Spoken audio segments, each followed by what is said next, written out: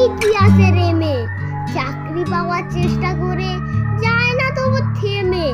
মদন পেল গোপন খবর আলিপুরের জুতে, মন মানুষের চাকরি আছে, জানতে গেল ছুটে। মন মানুষের মুখোশ পরে থাকতে হবে খাঁচায়, মাইনে পাবে 700 টাকা, খাবার পাবে যা চায়।